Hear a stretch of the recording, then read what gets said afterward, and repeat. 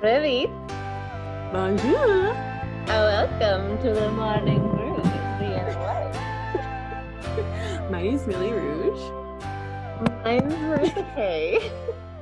And we're gonna do a really close ASMR morning brew. Yes. I don't want you to see that many imperfections, so I'm gonna sit back. No, that's why I'm sitting this far away. The pores. The pores.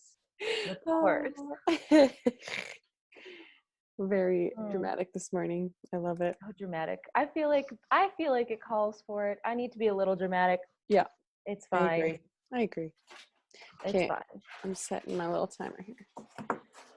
Perfect. So today's a very interesting topic. What was the topic for today? I don't remember what the topic was for today. The topic is, does Twilight, how did he word it? He worded it a certain way. Does Twilight Still stand? Something like that. Hold on. still hold up? Yeah. Does Twilight still hold up? Yes. There we go. And I used to be so obsessed with the Twilight series. Oh, I did you? can't remember the last time somebody talked about the Twilight series. I remember when I was younger, I used to I remember when those books first came out, and I was like, and I would wait in line to get my book. Yep. And I remember when the movies first came out, I was so excited for the first movie and imagining all these characters in my head and then seeing them on stage. It was or seeing them on the screen. It was I had a similar feeling with this book series that I did Harry Potter. Okay. Where I was I had a very deep love for it, and as soon as I heard there was a movie adaptation, I was like, yeah. Not anymore. Are you sure? It's very problematic. Okay, so there's Marissa's backstory about her Twilight love. So I was kind of thinking, honestly, when I first heard this topic, I thought you would be not as hardcore, because I was like, this would be interesting to have a hardcore person and a non-hardcore person. But I as well was a hardcore person. I think it's Are just you still a hardcore person? No, you know what? I watched the whole series last week with my friend on Netflix party because she really wanted to, and she was just like, I think we should go down that memory lane. And I was like, okay, man, you're opening a can of worms here, but let's go. So we watched the whole series back, just like the movies, and I actually read the whole books series too. And I wasn't a huge avid reader in junior high, so for me to read a whole book series was quite impressive. But yeah, I used to go to the midnight premieres, and not so much for the books because I read the books a little bit later than kind of right before the movie came out. So yeah, I was that girl who had an agenda that I covered with pictures of Twilight, like Edward Cullen in little hearts, and I taped it on my agenda. Okay. I bought a t-shirt. I had 4 posters in my room of each movie. This isn't the worst part. I went to the mall one day by myself and stood in line for 8 hours so that I could meet the Jessica character. No, not Jessica. Because that would have been Anna Kendrick. Not Anna Kendrick, the other one. What was her name? The other one. The other girl. Sarah? I don't know what her name was. I don't remember. Whatever her name was. The other girl, dark hair, glasses, nerdy. Met that character. I met Emmett, the famous vampire. I think I met the head werewolf guy. I don't even know what his name is. Oh, I was gonna say Billy. No, not Billy. Not Billy. No, the Sam. Oh, okay. Yeah, that's cool. And then there's another person I just don't remember. I think it was just another werewolf. But fair enough. Yeah, I wasted 8 of my hours of my life on a Saturday just to wait there by myself, not even with a friend, by myself, just to meet these people. But that's how much I didn't care at the time, and I was like, I love them. You know what? I don't think we should. I don't think we should cringe about those kind of things. It's something that you loved, and it's something that you're passionate about, and I don't think it's something that we should be cringing about. And this is something I've been learning to start doing with myself more. Is I was into a lot of nerdy crap as a kid, a lot of nerdy crap. Yeah. And I was a huge dork, and it's fine. And like, you're allowed to be a dork about stuff sometimes. And like, even if it's Twilight, like, I don't know. I mean, I was a dork about Harry Potter. I bought the last book and I read it. I took it home. I sat down and I started reading and I finished it that night. And I only got up to eat. So like, that's how nerdy I was. Like, I sat down and read an entire book, and I wish I hadn't, because I was like, well, would have now what do I do? spaced it out. Yeah. Yeah, I used to be a really fast reader. That's awesome. But yeah, it's such a weird thing, Twilight. I feel like it's like a strange phenomenon that kind of sparked this whole YA novel thing. I guess it didn't spark the YA novel thing, but it definitely like brought it more to the spotlight. YA is like young adult novel.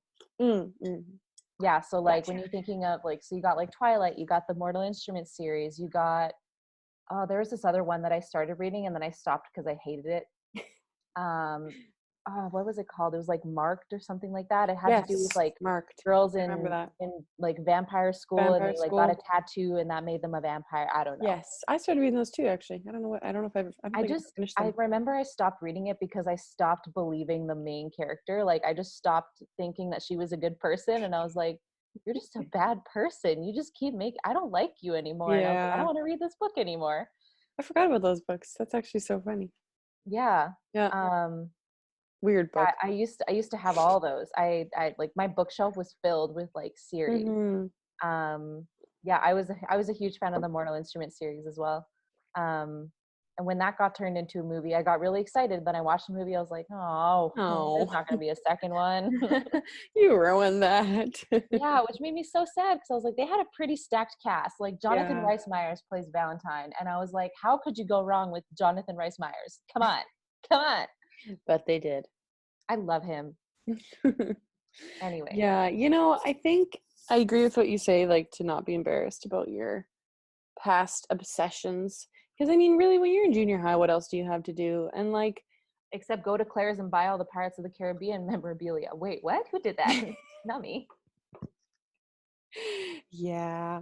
Well, I think even to this day, junior high kids, like, I've seen the girls that at my work that are in junior high, and they still obsess just as much as things that, like, we do. Not obviously the same things, but they obsess over like K-pop. They all really love.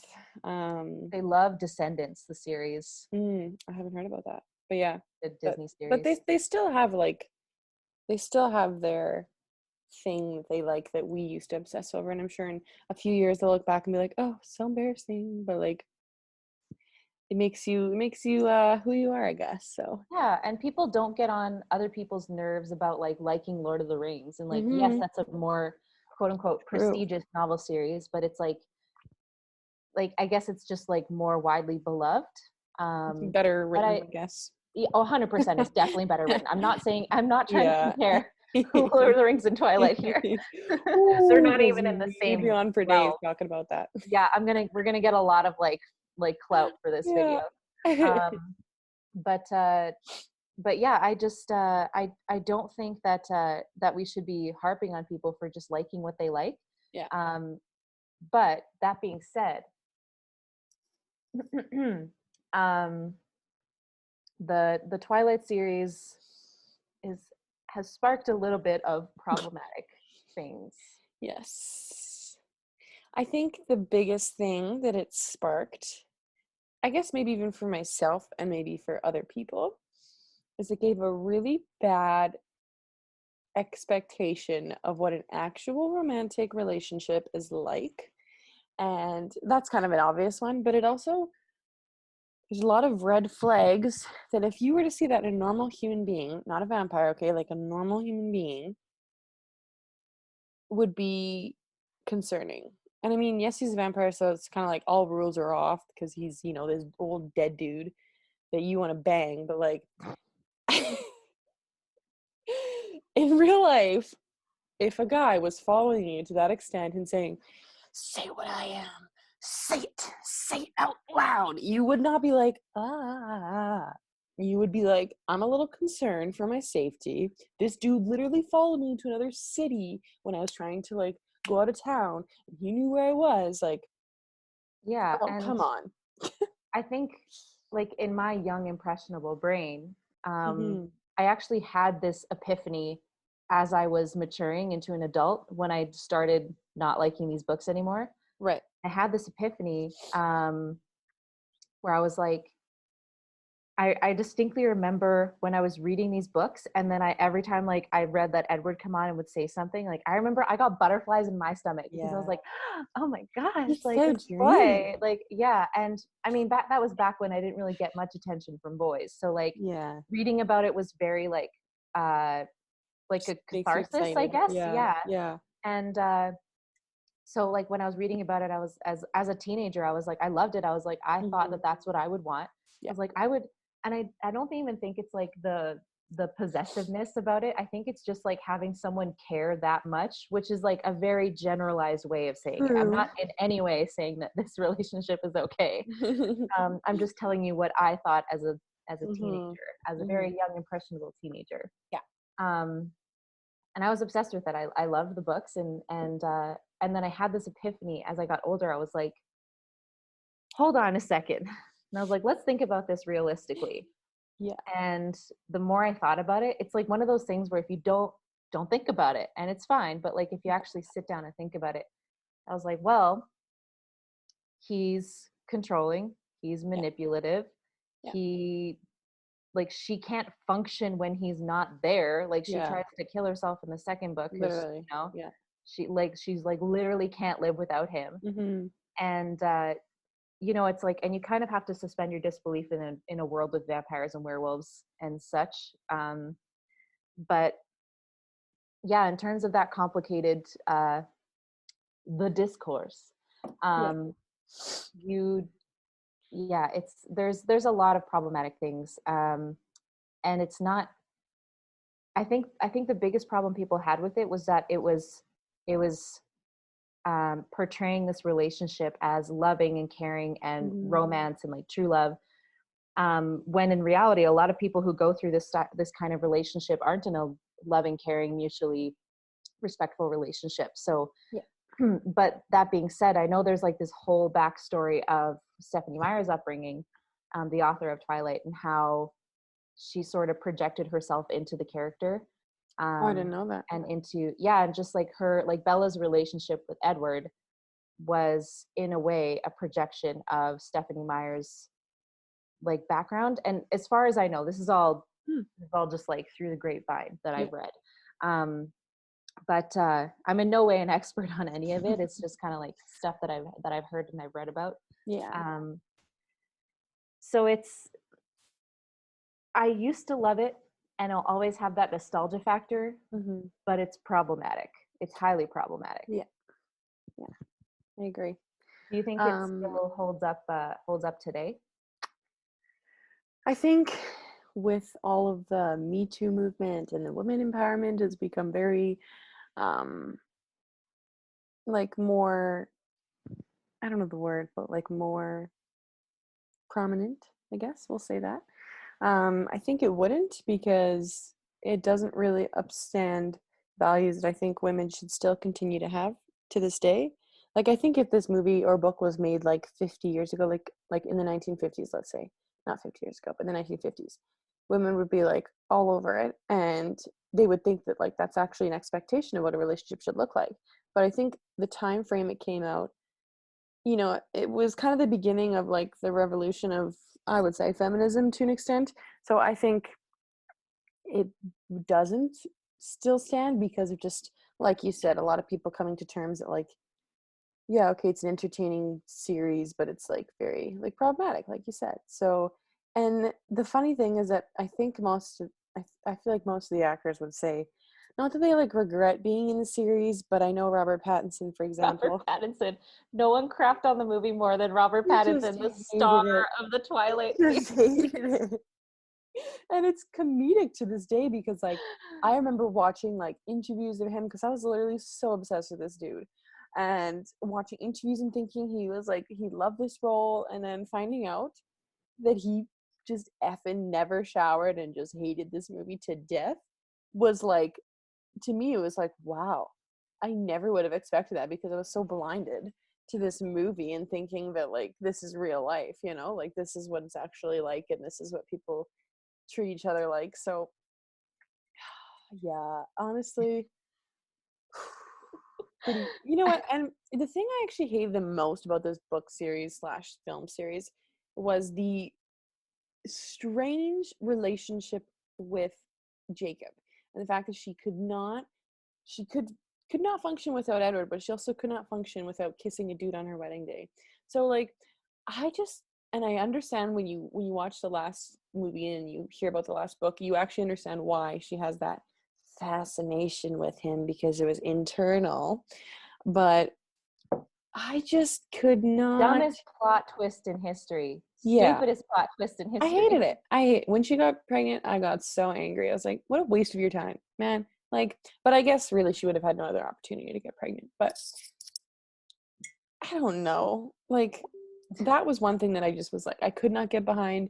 And then the fact that I mean, I guess her family relationship was kind of estranged with like her mom and her dad.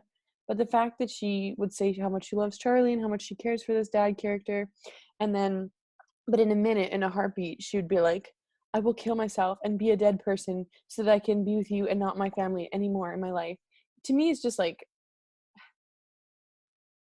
that's no, like, honey, no. Oh, Don't honey. do that. and that's, I guess, is another example of like why this thing is problematic and why you have to only look at it as a fictional series, and Fictional. you can't apply this book to your own life. Like you only have to read this as a story in a book. Yeah. You cannot project yourself into this character because it's dangerous to project yourself into this character, because that's another thing is like she was like so ready to leave her family like that. Yeah. Scary. And but like again, the other thing is though is because like she did it because she, you know, was friends with a lot of like supernatural creatures who were like gonna kill people. So like I understand in the book why she did it. Yeah. But Yeah. as a realistic relationship, I was like, Bella, honey, sweetie baby, no. Yeah. No, this is no. Also, Yeah. can we talk about Renesmee or should we not talk about Renesmee? Because what a dumb name. And how much I For hate a her. baby. Yes. And how dumb is the imprinting thing on a baby? Yeah, that's pervy in itself, first of all. And I Gross. understand, like, I get it, but like, because it explains the weird Jacob like obsession, Like but I feel like that was less of like where the plot was going and more of just like a plot Mhm. convenience more than anything. And that's one thing I Yes. can't stand in books, in TV shows, in movies. It's like, oh, this character comes along. I wonder what we're gonna learn about them. Oh, they were just a plot convenience. Okay, I got it. Cool. And Great. like really, what else does she do? Really? Yeah. She's It like would have, she's yeah. like a vampire baby human hybrid. Okay. And Yeah. like that's it. And yeah. And even Like her there's power no she would just touch people's faces. And I remember saying to my friend when we were watching Netflix payoff. Party, and I was like, what is her actual power? She puts her hand on someone and she shows them what? Like, I don't even know what she shows them. She I don't know. shows It's them stupid. the future? Or, anyways, I don't know. It's stupid baby. yeah. You That was. should have just ended it off as Bella becoming a That, vampire and left it at that. I don't even think it should have ended like that. I think it should have ended after the first book. It should have been like we didn't need werewolves. We didn't need any of that. We just Mhm. needed a one-off book of just like a silly little fantasy. Yeah. And yeah, because that Rude. Twilight spawned a lot of controversy. Like the fact that we're still talking about it in 2020 Yeah, it's kind of wild. is a thing. And It's the thing that we're so doing. yeah, and I mean, so we've gone through some of the relationship problems that we are talking about here, but overall in general, the characters themselves, I'm interested to know your opinions on like how the characters themselves hold up in today's society. Yeah. Um, that's a good question. So like, for example, like obviously someone like Edward is very creepy. Yeah. But like even someone like Jacob, like he also has this like really weird like nice Anger. guys finish last kind of Yeah. attitude. And he had a huge anger problem, which I know is part of being a wolf. That was like, I think they mentioned that. But he would just first of all, he's a terrible actor. I'm sorry, Taylor Lautner, but like terrible actor. You haven't seen him in Shark Boy and Lava Girl. You got to watch Shark Boy and Lava Girl. When he's 10? Yeah. When he's 10? You want me to compare a movie from when he's like 20 to when he's 10? Shark Boy. I have seen Shark Boy is God. Shark Boy is our God. He's our savior. He's our savior. He will bring hope to 2020. Dream, dream, dream, dream, dream. Oh God, I love that movie. I should watch that movie. Amazing Me movie. too. I love that movie. But anyways, he had some anger issues on his own, so he was his own special breed. And he also was a little bit manipulative to Bella too. So he kind of is on that same spiel to me as Edward is. Well, obviously a little bit less, but.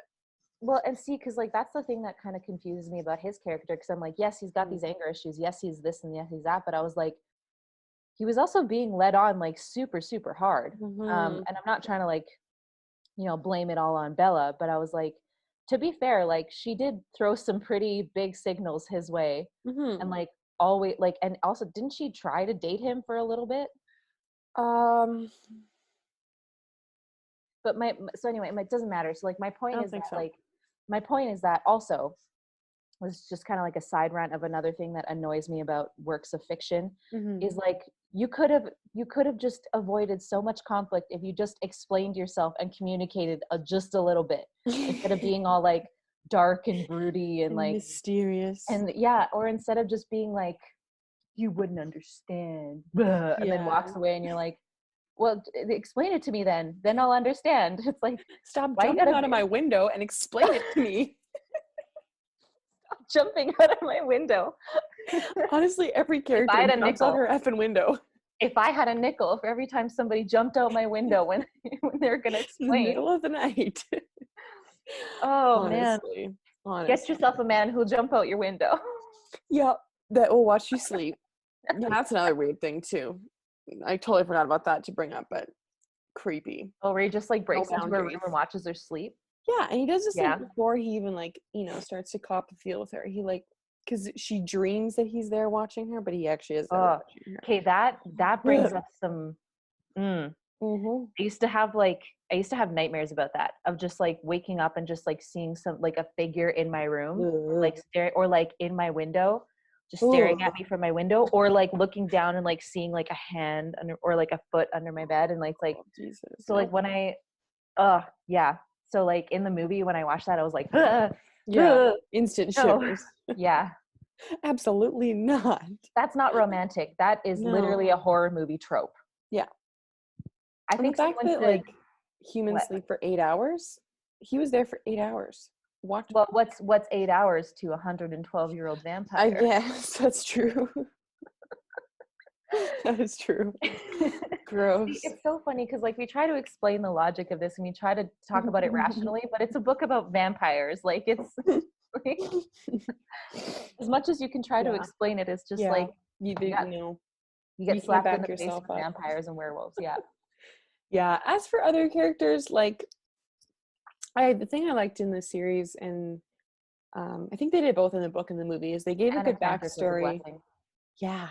She became the most famous out of all of those actors and actresses. Yeah, she did. Which is nuts, first of all, to say. But anyhow, I just think they did a really good job of kind of doing backstories on each character so that you could have a better understanding of why they're this monster and why they think it's like a rational thing to eat, deer meat instead of human meat, and how they got to that point. And like, yeah, it's still effed up, but like, see, I would have liked to see them explore that side of it.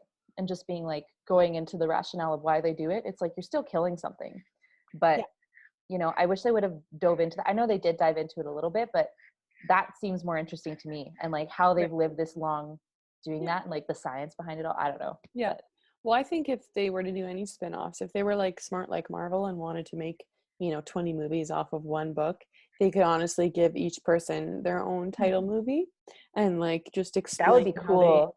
How they like became to be the vampire they are now, right? Like the years they went through and whatnot. You know what's interesting is like all the characters' backstories are more exciting than the story we got. Yes. Like like when they talked about Jasper's backstory and like in the Civil War, I was like, man, I would have loved to watch that story of like Jasper becoming a vampire during Civil War times. Like that would have been so interesting to watch. Yeah. Same thing with Rosalie, where she like she became this like phantom bride murderer, which I was like, cool.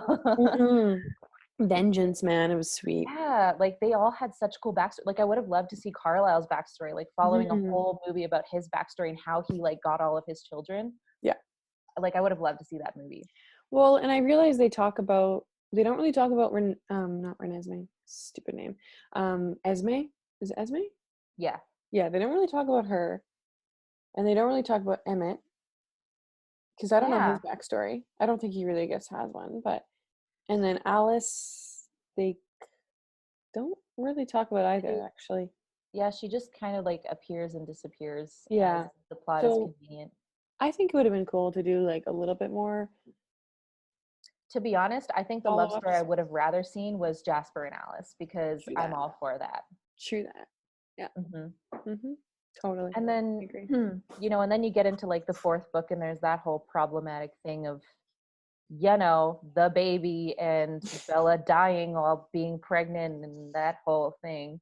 That may be too controversial of a topic for us to talk about right now, but and just like the sister Rosalie being like obsessed with this baby and they never really fully explain it, but I mean I guess they don't really have to, but yeah, like so here's my question then.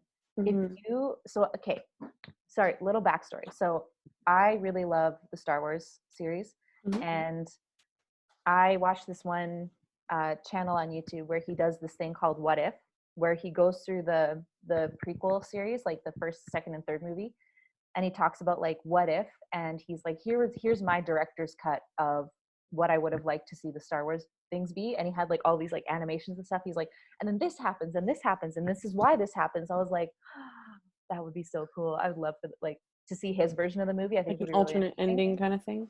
No, just like an alternate movie in general. Okay. So like his kind of version of the movie. And I don't know, I think it's just kind of fun to think about. So what would your alternate version of Twilight be? Ooh. So let's just say the first book. Or if you can't think of the first book, then like any of the sequels.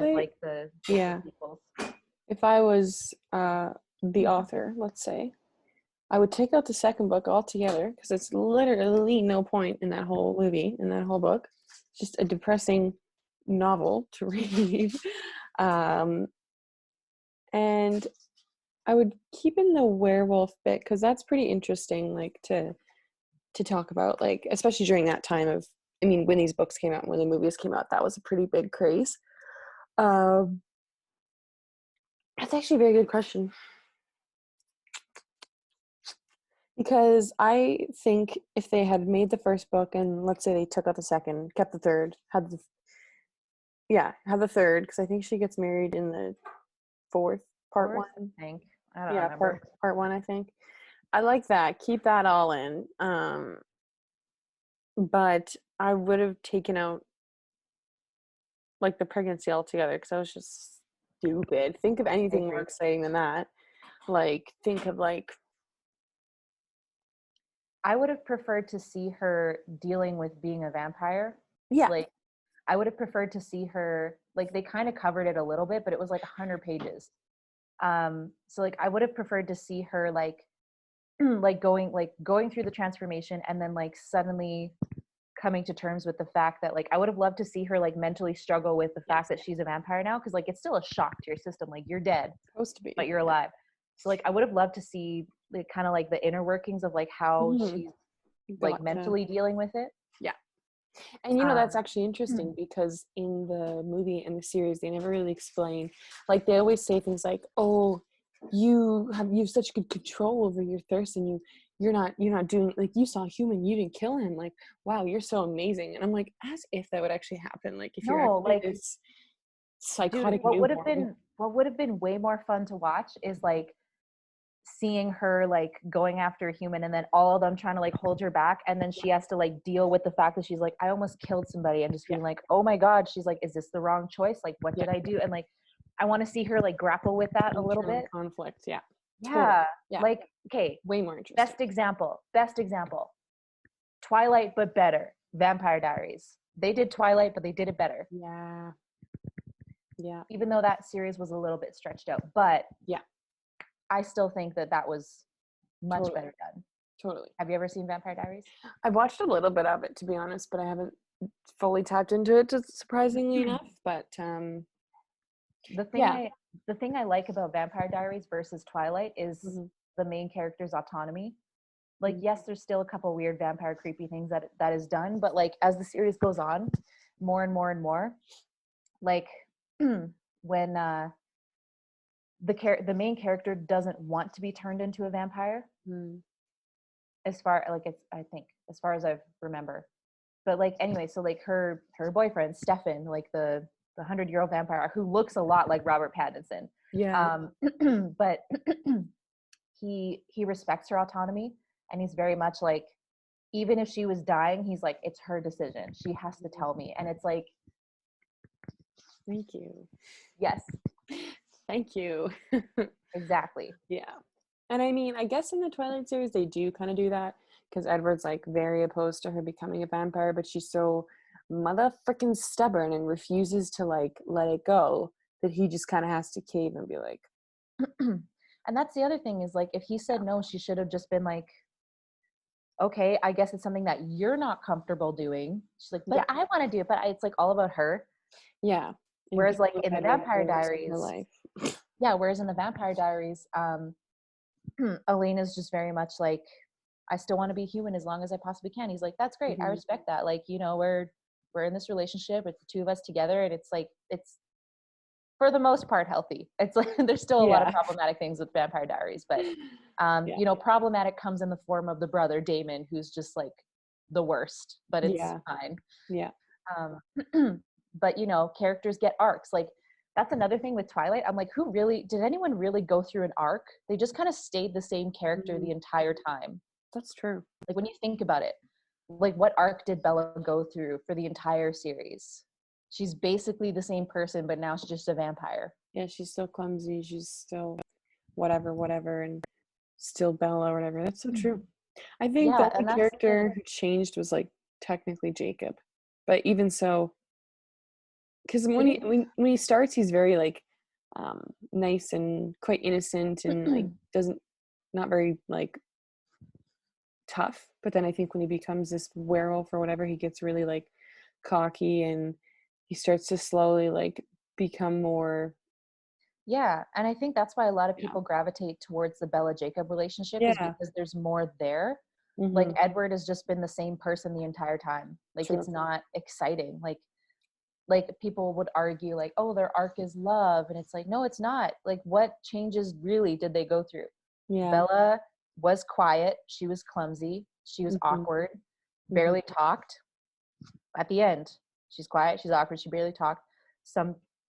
Sometimes, I mean, now that she's a vampire, she's more graceful, but that's not like a character trait. That's just a thing God given to her because of her superpower. Yeah, like, she didn't earn her, like, even if there was an arc, she didn't earn it. Like, it just was given to her by Stephanie Meyer. Yeah, that's and so true. With Edward, like, all he did was become a father, and that's it. And that's his arc. He didn't even want to be one. He just was like, okay, fine. It has a heartbeat. I will love it. Yeah, like, you're like, ugh. And I think maybe that might be the underlying reason of why Twilight's just not as great of a series as I remember it being, is just because there was very little substance to it. Yeah, not much really. It's more just like a dream of what you would imagine it would be like, and it's not really realistic. Obviously, it's not meant to be realistic, but like, yeah, totally. Yeah, like when you're reading Twilight, you have to kind of separate yourself from reality a little bit. And you have to suspend your disbelief, not just because of like vampires and werewolves, but you also have to suspend your disbelief of like human beings and like how they would normally react in that situation. It's like watching a horror movie where, like, you know, the character's running from this bad guy and they're like, why do they keep tripping over stuff? Why don't you just run? And I'm like, to be fair, yeah, so needs a plot line. Yeah, exactly. And it's like, but that's like the biggest thing that I don't like with books or TV series or movies is like, why did this thing happen? Because book. because movie. Because it can, yeah, like it's, that's why I really, really enjoy shows like Outlander. Mm. Outlander is like another one of those things where you have to really, really suspend your disbelief, and you have to take your brain out of this thing. It's like the whole plot line is this woman from 1947 goes back in time 200 years magically, but they're just like, yeah, that's just a thing, and now she's got to live in Highlander times. And then it's just so grounded in reality when she gets there. It's not like everyone sees her and was like, oh, she's an angel, blah blah blah. It's like, no, she earns her spot because she's like, yeah, I'm a nurse, I know how all these plants work, so here's how I'm going to do it to help you. Or she's like putting someone's arm back in their socket. She's like, no, don't do it that way, you're going to break his arm, do it this way. And then all the characters start realizing her worth because all these things that she knows and how it's implemented into the story. Interesting. So it's like, don't watch Twilight, watch Outlander. Watch it. Watch something more realistic. Watch a show with a main character who's actually smart and has autonomy and like understands the world and is not dumb. She's not stupid. Not a stupid hoe. And you still get the romance aspect of it. The romance aspect of it is like one of the best parts of the show. Yeah. Also, and because like Sam Hugan is like a god. A dream boat. He's a dream boat and a half. Yeah. No, it's totally true. I think also a fantastic actor as well. Sorry. No, that's fair. I think that young adult novels and just rom-coms in general, and I love rom-coms, so I think, like you said, it's super important to realize that these things are not really realistic depictions of what life is really like. I think you really have to just kind of, before you start reading or before you start a new chapter, just be like, okay, yeah, this is a book, this is not real life, like, because I think it can actually harm you in a sense, like to believe that and think that that's kind of the expectation of what people should be like, because we're all human, right? Like in most of these books, like in especially the vampire books, they're not human beings, so it's like it's not really authentic to our lives. So if you want to find a book to kind of like obviously have a fantasy with and like not really believe that's real and just dream, that's great. But if you seriously think that this is an accurate depiction of what human life is like, you'll be very disappointed, right? There's a very hard line there between fantasy and reality that you have to make sure you're not blending. And even in rom-coms, like they seem very realistic because they're human characters. They have like these jobs, they live in New York or Manhattan, so they seem very realistic. They're always a journalist or like a magazine editor, and then they always fall in love with like and they an have this architect ass apartment, even though they're editors, and it's like, that's not realistic. Every time, those people don't make that much money. For real, when I watch these rom-coms and I look at their apartments, I'm like, okay, so what can I do to make my house look like this? Where can I go buy this stuff? I know, you just need more money. That's honestly, it's just basically just is what it is. But I think like to kind of answer the question, I don't really think it does still stand, the Twilight series, to this day.